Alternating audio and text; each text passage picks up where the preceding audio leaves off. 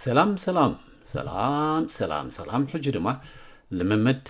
نباب كنقبر متين لنا لممد نباب reading exercise جمل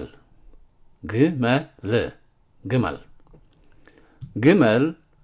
አታክልትን አቁጽልትን እትመገብ እንስሳ ዘቤት እያ መብዛሕትኡ ኣብ ሓውሲ ምድረበዳ ዝኾነ ቦታታት እያ ትነብር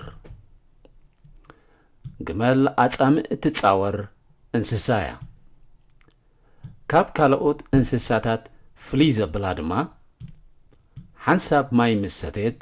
ዳርጋ ንነዊሕ ጊዜ ክትጸንሕ ትኽእል እያ ብደረጃ ጉልበት ክንሪኣ እንከሎና ድማ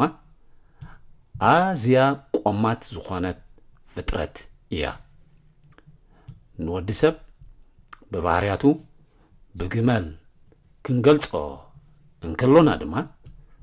ቁመትን ጉልበትን ተጻዋርነትን ንምግላጽ ዝኣክል እዩ እሱ ግመል እዩ ጉልበተኛ እዩ እስከ ደጊምና ነንበባ እንደገና ደጊምና ነንበባ ኢና this time ቁርብ ቅልጥፍ ኢለ ግመል አታክልትን አቁጽልትን እትምገብ እንስሳ ዘቤት እያ መብዛሕትኡ ኣብ ሓውሲ ምድረበዳ ዝኾነ ቦታታት እያ ትነብር ግመል አጻምዕ እትጻወር እንስሳ እያ ካብ ካልኦት እንስሳታት ፍልይ ዘብላ ድማ ሓንሳብ ማይ ምሰተት ዳርጋ ንነዊሕ ጊዜ ክትጸንሕ ትኽእል እያ ብደረጃ ጉልበት ክንሪኣ እንከሎና ድማ ኣዝያ ቆማት ዝኾነት ፍጥረት እያ ንወዲ ሰብ ባህርያቱ ብገመል ክንገልጾ እንከሎና ድማ ቁመትን ጉልበትን ተጻዋርነትን ንምግላጽ ዝኣክል እዩ እሱ ግመል እዩ ጉልበተኛ እዩ thank you ቀጽልና ድማ ቁርብ ቮካብላሪ ወይ ቃላት ክንማሪና ፍጥረት creature ተጻዋርነት endurance ቅርጺ shape ቆማት tool አታክልቲ plants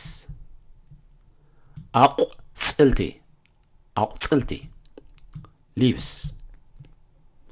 አጻምዕ water scarcity ምድረ በዳ desert ሓውሲ ምድረ በዳ means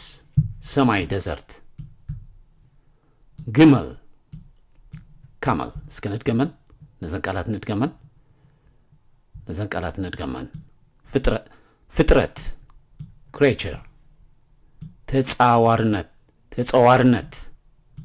endurance ቅርጺ shape ቆማት tall አታክልቲ plants አቁጽልቲ leaves አጻምዕ water scarcity ምድረ በዳ